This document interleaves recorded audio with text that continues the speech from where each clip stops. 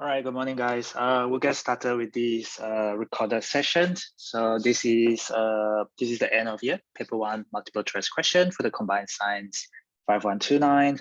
So you guys are year 9 chemistry students, and the chemistry section happened to start at question 14.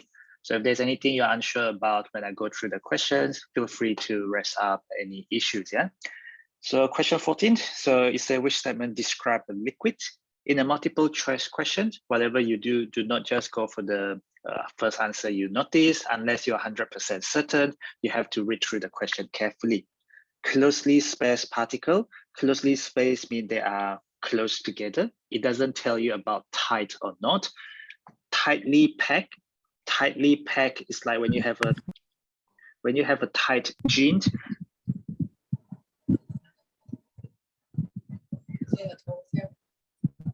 I need to unmute people because that was very loud. Let me mute everyone. Okay, that's all right. Okay, cool. So tightly packed is for solid. That means they are very tightly packed. But here it says closely spaced. But we know vibrate above a fixed point. That is for solid. Vibrate above a fixed point is solid. Whereas liquid. Okay. Can you tell me what shape is that? Apa yang shape kamu drawing? All right. Okay.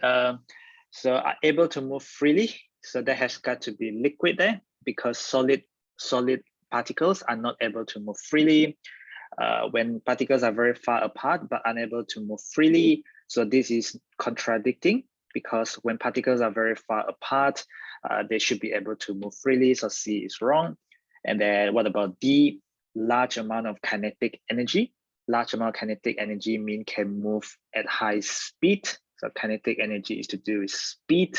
So that has got to be gases, which means A is our best answer there.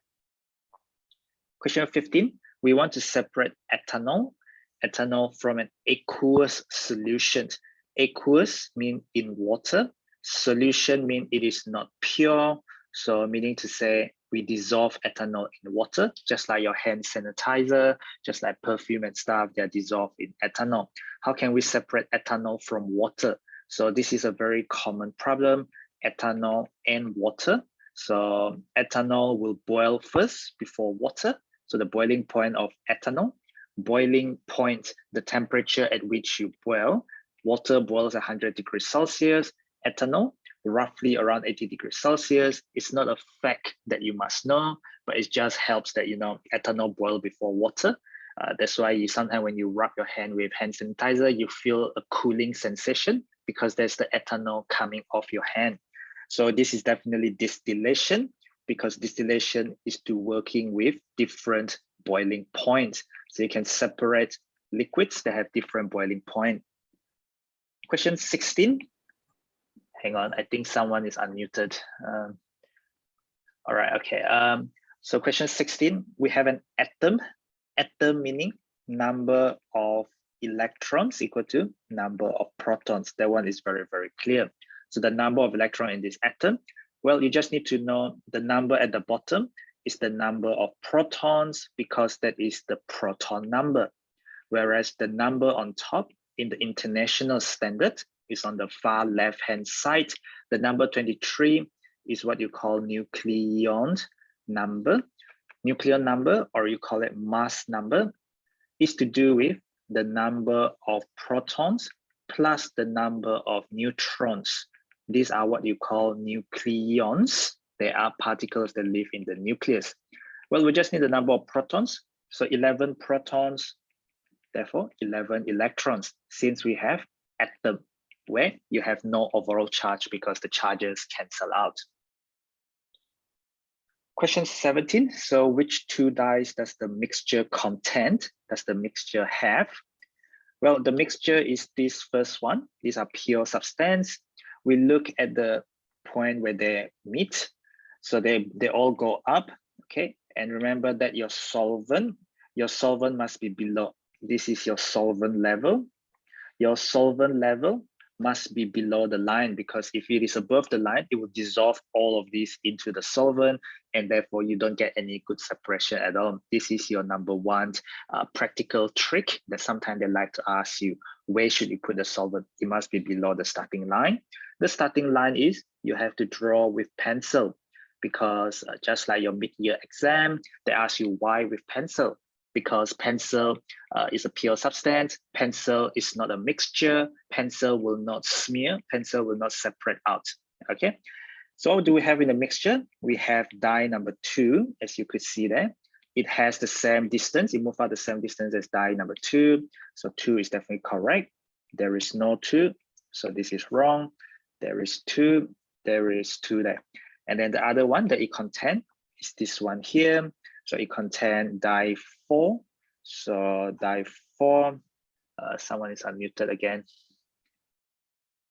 Okay, so it contains dye number 4 there as well. So the answer there must be D and not any other option. Question 18 is about reading the questions. This is an atom, an ion, and a molecule.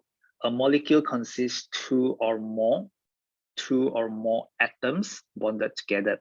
You should have gotten your question paper from the OneDrive folder. The link is shared in the link tree in the group info. Your paper has been marked. I've uploaded the section on the chemistry section, which I've marked, and I've uploaded your multiple choice response with 1 and 0, basically correct or wrong. You should have gotten those things in your own name folder. Two or more atoms bonded together. Okay, that is called a molecule. So when I look at molecule, I see 2 atoms or more. Okay, 2 or more atoms, but I know hydrogen is definitely existing as H2 because they each share 1 electron to both get to noble gas or to both get to a fully filled outer shell. H2 is a diatomic molecule. Diatomic, it has not been asked in this exam, but it is in your syllabus. It means 2 atoms bonded covalently. 2 atoms bonded covalently. You have many other diatomic molecules, O2, N2, F2, Cl2, Br2, I2. These are all group 7 elements. Anyway, atom is going to be single atom, no charge. No charge because the number of protons equal to the number of electrons. And then we're looking at ions. Ion has charge. Ion has overall charge. Whether you have a positive or negative, they are called cations or anion. So between all of these, you have H plus and H plus. So going through the option, which one is correct? Well, it's got to be option A there. Question 19. So this is about an atom of potassium again. The number on top, as I mentioned previously, is called the Nucleon number. Sometimes people call it mass number.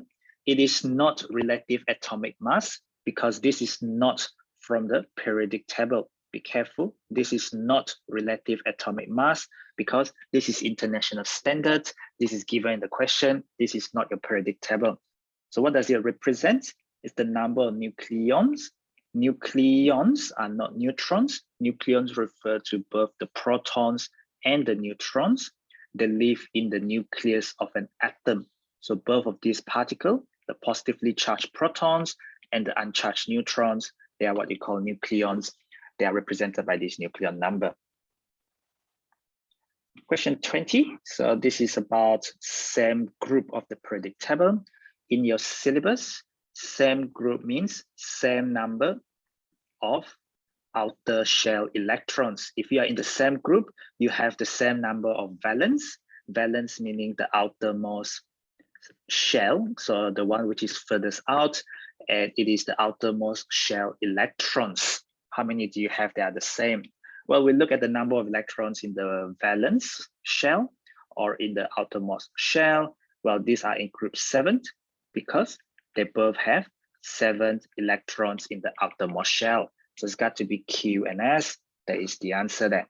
Whereas this one is group 2, is a metal, obviously. And then group 6, because it has got 6 electrons in the outer shell, and it's a non-metal, obviously. Question 21, what happens to an atom of a group 2 element? Group 1, 2, and 3 are what you consider metal. And when you combine it with oxygen, which is a group 6, is what you consider non-metal. So you know what will happen with, let's say, a group 2 metal. A group 2 metal loses 2 electrons and they form positive ions. Positive ions are what you call cations. So they did not tell you what is the group 2 element. So it could be, I don't know, Mg2+, Ca2+, blah, blah, blah, but it will be a 2+. How in the world do you get 2+? Well, you have to lose because you are forming ionic compounds between a metal and a non-metal. So what will happen with the non-metal is the non-metal will gain electrons and then it will form negative ions called anions.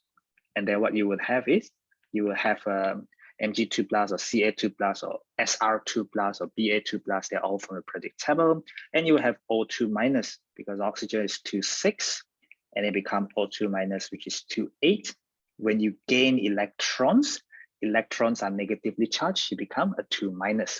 Sharing electron is wrong because this is non-metal and metal. You get ionic compound, you are forming ionic bond. The bond is called ionic bond. The nature of the compound is ionic compound. It has property as stated in the syllabus. So it transfers 2 electrons to an atom of oxygen. Oxygen gains the 2 electrons. The group 2 loses the 2 electrons. It's got to be D there. A is going to be wrong. 2 atoms of oxygen is wrong because you could imagine that when you have O2-, you are going to get like MgO, CaO, you know, formulas in terms of one of it losing 2 electrons and one of these gaining 2 electrons. Receiving is going to be wrong because metal loses electron. Metal loses electrons. Question 22. So this is just definition of isotopes. Definition of isotope is a year 9 thing, and you definitely need to know it for your theory paper as well. So they have the same number of protons, but different number of neutrons.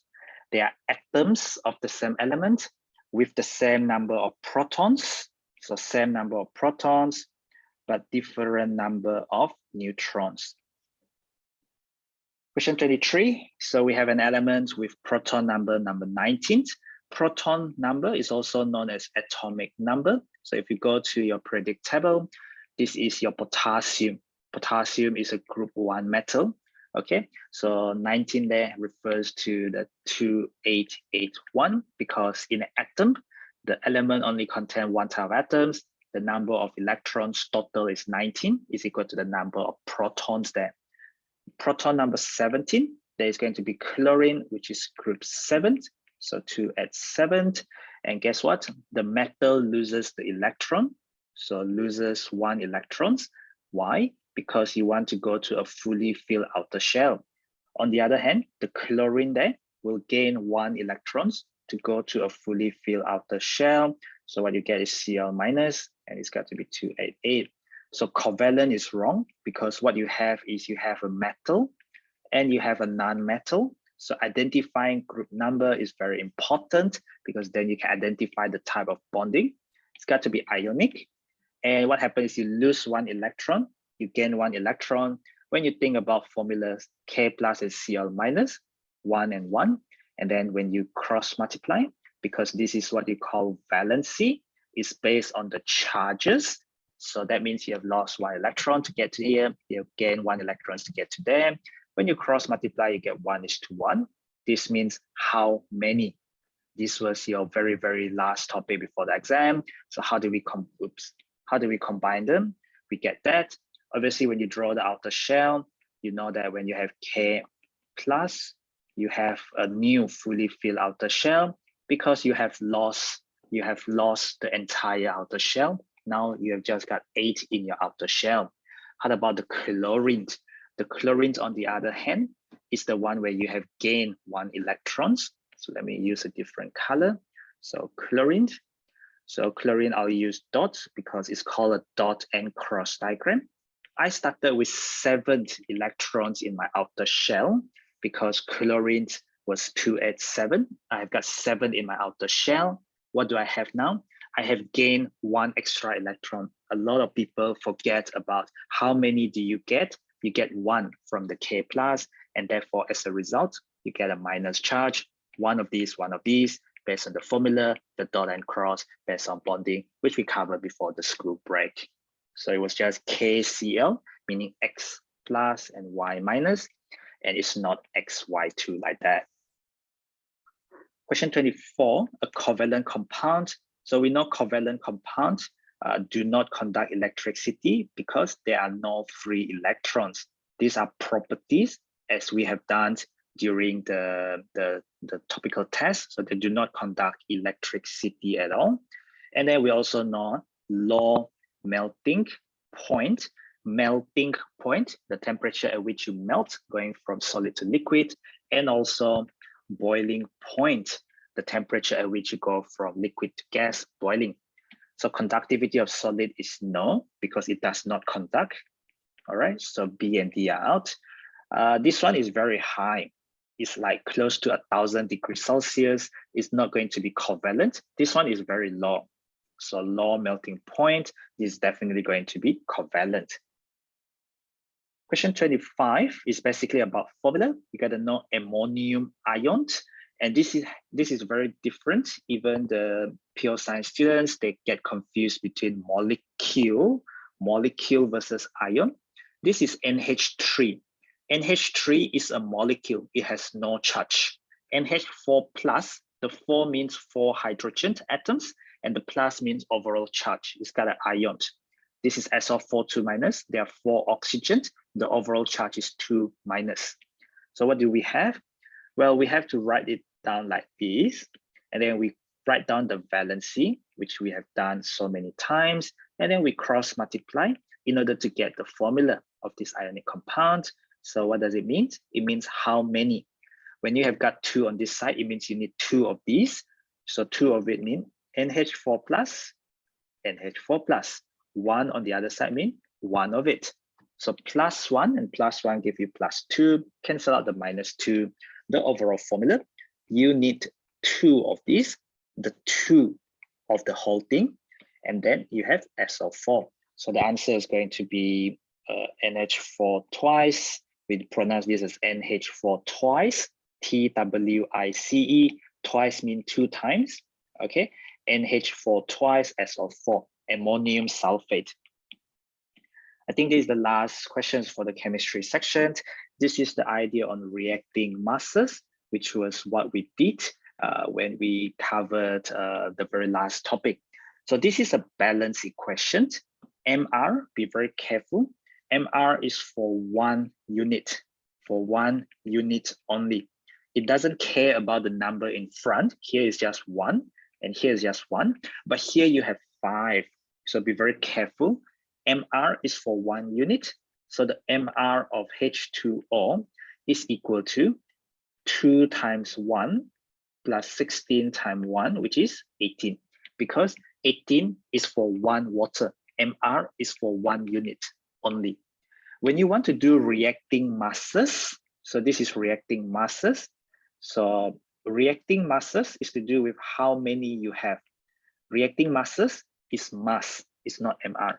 So here you have 1 of these. So 1 time 250 equal to 250 gram, giving you 1 time 160, that is 160 gram.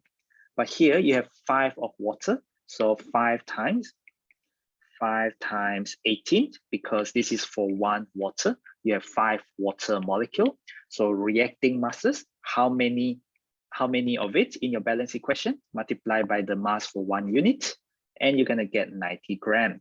As you could see, everything on the left equal to the sum of everything on the right. This is why you call it conservation of mass.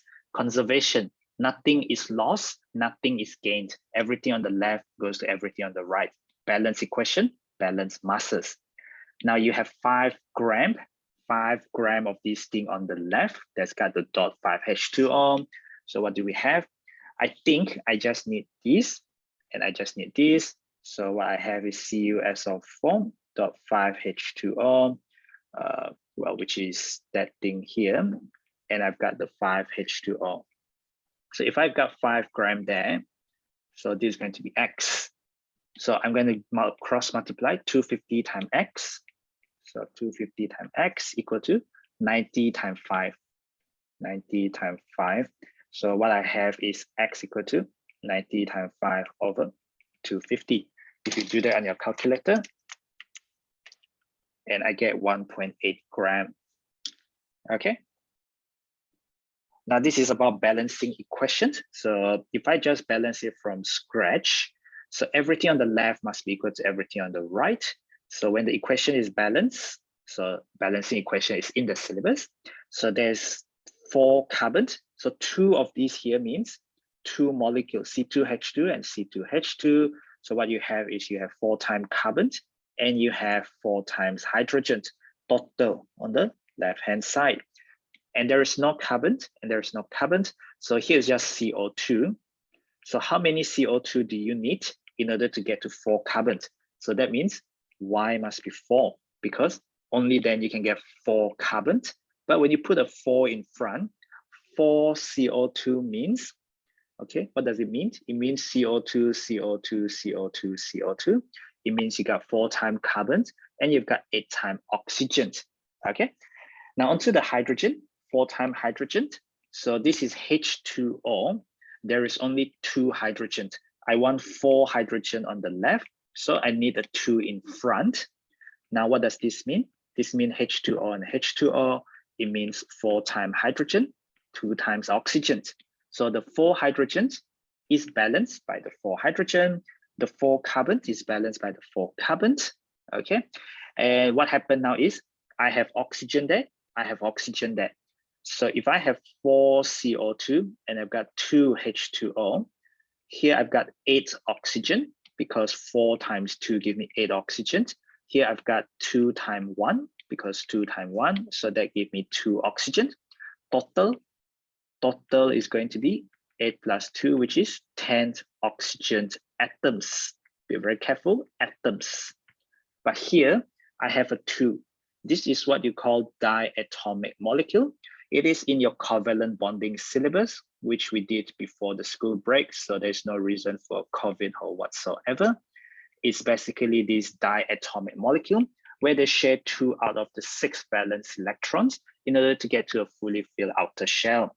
So 10 oxygen atoms, but you got a 2 there, you cannot change this. Something multiplied by 2 will give you 10. So that number has got to be number 5 there. Okay, so I've gone through every single question, the multiple choice questions. Have you got anything to ask at all? So you can unmute yourself and ask. If not, then we'll move on to paper 2. I assume no question then. All right, okay, doesn't matter. Let's go through the paper 2. So this is a 1 hour 30 minutes. Your real O-level paper 2 will be 2 hours 15 or 2 hours 30 minutes, if I'm not mistaken. So you gotta be prepared mentally, and it will contain every single topic that you will have done. Some topics will not come out at all, yeah? And you gotta be sensible with time management as well. So you can't say there's not enough time or whatnot, yeah? All right, let's go through this paper 2. So this is a paper 2 for the end of year 2021, year 9 combined science, 5129. So what do we have here?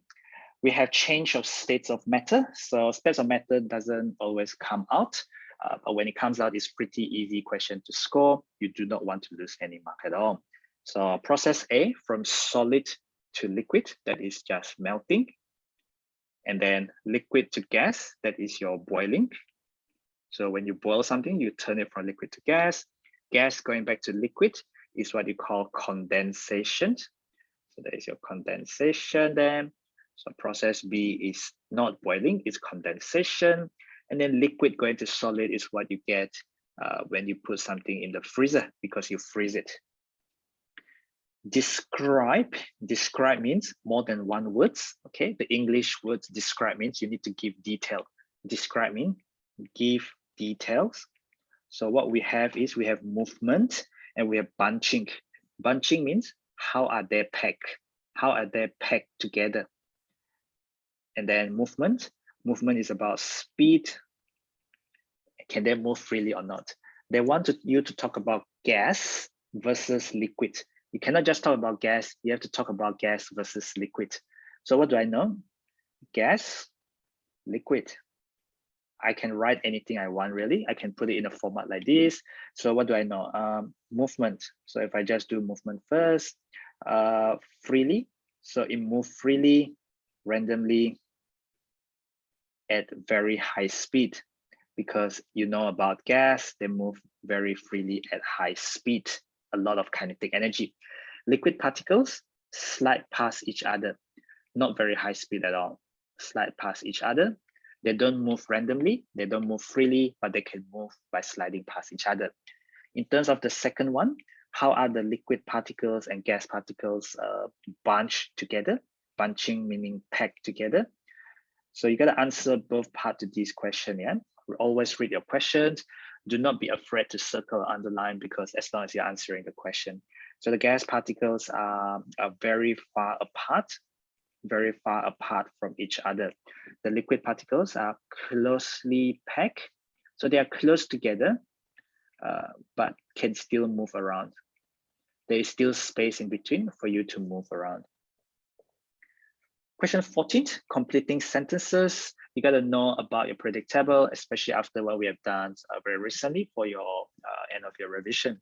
So the periodic table is arranged in order of proton number. So you are increasing your proton number, or you can say atomic number. You don't need to write the word increasing, because you already say in order. In order means it has got that order of proton or atomic number. What is on the left-hand side? The left-hand side, like the group 1, group 2. Of course, the group 3 is on the right-hand side, but group 1, group 2, group 3 are considered the metals. So the adjective is the metallic elements. And what's on the right-hand side onwards, like group 4, 5, 6, 7, they are what you call the non-metallic elements. The vertical columns, vertical mean up and down. Vertical columns, they are called groups. We know that we call this group 1, 2, 3, all the way to 8. They are up and down, vertical column. Horizontal rows, horizontal, so going across. So this is across, whereas this is up and down. So going across is what you call period. If you see in your syllabus under atomic structure, period and group, they are all stated in the notes as well as in the syllabus. Question 15. So these are the group numbers, obviously. And then we have the period number 1, shell number 1, period number 2, shell number 2, period number 3, shell number 3, period number 4, shell number 4, and so on and so forth. So use the letters. I can't say how many answers I've marked where people try to identify the element instead of reading the question. Circle, underline question, because we know our eye likes to play trick on us. If you're not very good at reading, you read it twice and you circle or underline part of the question to make it clearer to you. Okay, one element, only one, there's unreactive gas. Gas means low boiling point. Therefore, we are looking at covalent. However, it does say unreactive. Unreactive means does not react. So sometimes they call it inert, I-N-E-R-T. So unreactive means inert. Okay, so this has got to be noble gases. Noble gases do not form any bond at all. No bonding whatsoever, no metallic, no covalent, no ionic, no bonding, because they just don't react. So noble gases refer to the group 8. So there is option C there. Lowest mass or the nucleon number, lowest mass of a nucleon number. Some people go for like the other options, but you know that A there is definitely referring to hydrogen. Okay, hydrogen has just got the lowest number of nucleons because it's just got 1 protons. Sometimes depending on the isotope, you can have a very minimal amount of neutron in there. I use the letter. I don't use the letter of the element. I use the letter in the table. State the chemical bonds between element D and element E. Element E is group 7, so that is non-metal. And then when you look at element D is group 1, so that is a metal. Metal and non-metal, the chemical bond that is formed is going to be ionic bonds, as simple as that. Number 16, balancing equation. So nitrogen and hydrogen reacts to give you ammonia. So we have 2 nitrogen atoms. Here we only have 1 nitrogen atom, so we need a 2 in front. When you have 2 in front, it means you have NH3 and NH3. So you got 2 times nitrogens, 6 times hydrogens. But I have a diatomic H2. I cannot change this formula, but I need 6 hydrogen atoms. Something multiplied by 2 will give you 6. There's got to be 3 there. How do I show the outer electrons? Outer mean valence, so do not go and draw the inner shell electrons. So outer shell electrons, nitrogen is only 5 outer shell electrons, so 5 valence electrons. So we know that hydrogen combined only 1 of the outer shell with the nitrogen. So hydrogen uses its only electrons to share with nitrogen there. But one of the most common mistake for that 2 marks, people forget you started with 5, you only share 3. You only use 3 for covalent bonding. You're forming 3 covalent bonds. You still have 2 more because originally you have 5 electrons in the outer shell. You use 1 cross, 2 cross, 3 cross for covalent bonding. You still have 2 more.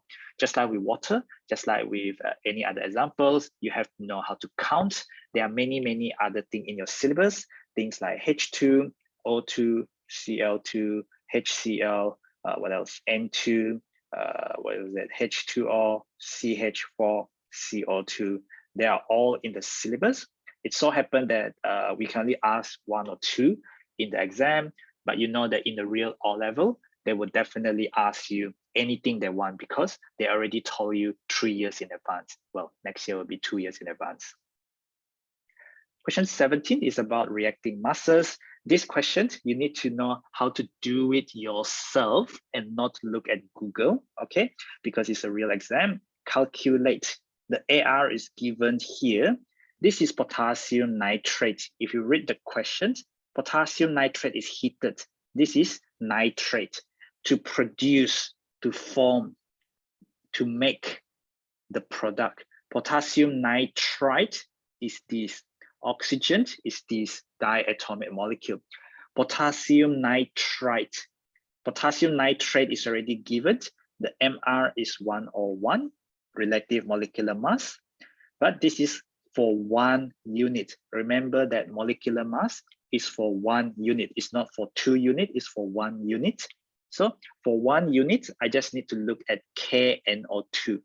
So the MR of KNO2, because I know how to read questions, 39 times 1, because relative atomic mass of potassium, and there's 1 potassium. And then nitrogen, 14 from there, multiplied by 1 nitrogen, and then 16 multiplied by 2. Press there into your calculator. And you can do this yourself without referring to anything at all because it's a real exam. So this is about reacting masses. So 3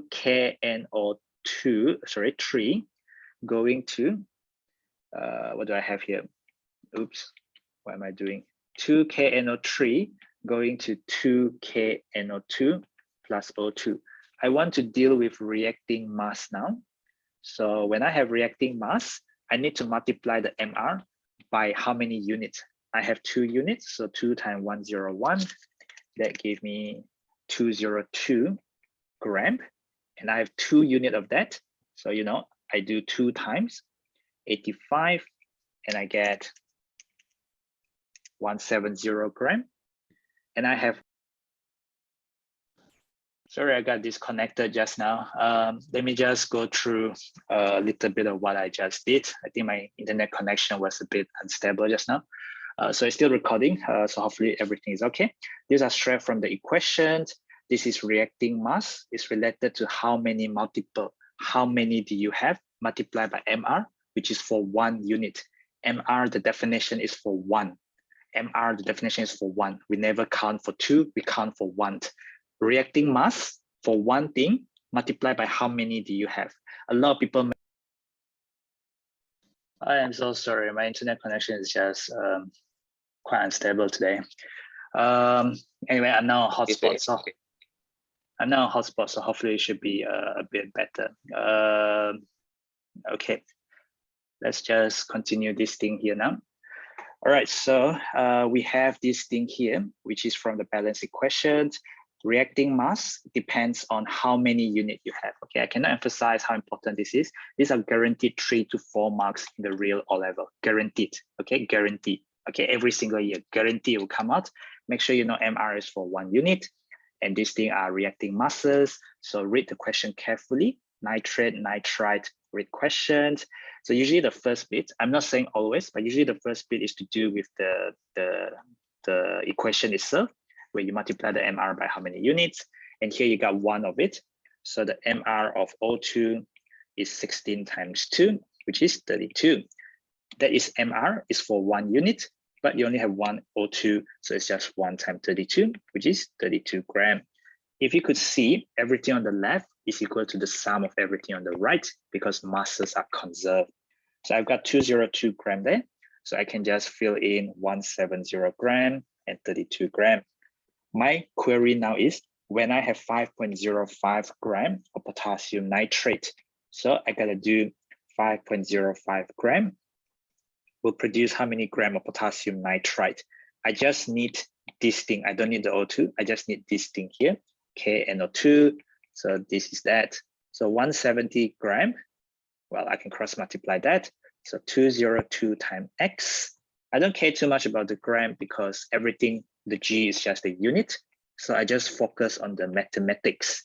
When I do the mathematics correctly, which is lower secondary mathematics, when you just do cross multiply and rearrange your equations, you should be able to do this correctly and get 4.25 grams. So the same opportunities apply to everyone, you know, whatever class you're from, as long as you show that you can. The next bit, this is of an oxygen atom, as I mentioned, 2,6, because it's in the second period and you are in group 6. Okay, so there's 6 valence electrons. So this is your first shell, and this is your second shell. What do they want? They want of an oxide ion.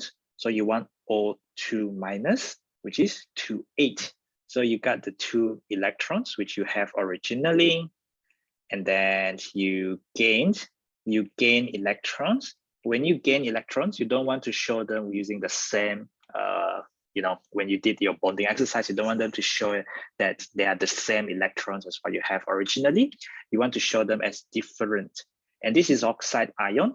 So you gained 2 electrons, and therefore they want the charge. They don't want the formula, they want the charge. So be very careful. The charge is the number. The formula is O2 minus, the charge is -2 there. Question 18, this is about paper chromatography. So you should be able to spell the technique on your own, paper chromatography, because they can ask you to spell what is the name of this technique. This is your mixture of dyes. So just like in the multiple choice questions, what do we see? We have A, because you know A is present in the mixture of dyes. We have C, so C is also present in the mixture. And then we have finally, we have B there. So B is also present. So A, B, and C are present, but D is not present in the mixture of dyes. So A, B, and C, just because it's 1 mark, you should be able to read the English. You see R there means plural, so indicative that there should be more than 1 answer. When you read the question in English, it's very clear that they're trying to give it away if you think about the English used in the question itself, yeah? But of course, you need to know the knowledge required to do this type of question. This is the last question in this paper. So this is what they call fractional distillation, or simply distillation apparatus. So distillation works because of different boiling point. So different substances boil at different boiling points, but it only works because you can boil it off. So it will not work for ionic compound, because ionic compound does not boil off, because ionic compound has very high melting and boiling point. These are considered okay enough, and you can separate them because they have different boiling point. They are not asking you to label these with these. Read the question. Complete the boxes to label the apparatus. So let me just label all the apparatus. So this is a round bottom flask. So you should be able to name all of these. And then this is a beaker. Okay, they are not asking you for that, but you never know when they ask you. Yeah, okay, this is a tripod stand. As you know, tripod stand has got a hole in between. If you have used a tripod stand before, you need to put it on a wire gauge, something to, you know, put on top of it, on top of the tripod stand, then only they can have the beaker on it. So apparatus number 2 is this thing called condenser, because it condenses the gas, the vapor, which is the gas, it condenses it into liquid, and that's what you're collecting here. Very, very important. Your water must be in at the bottom and your water must be out from the top. This is the only way the condenser will work. And therefore, sometime in certain years, they ask you to label where is the water in and where's the water out. This is a thermometer. The thermometer is not a temperature. Thermometer is the apparatus. It measures temperature. Okay, so what happens? There are 2 processes as stated in your syllabus. The first one is boiling. You have to boil.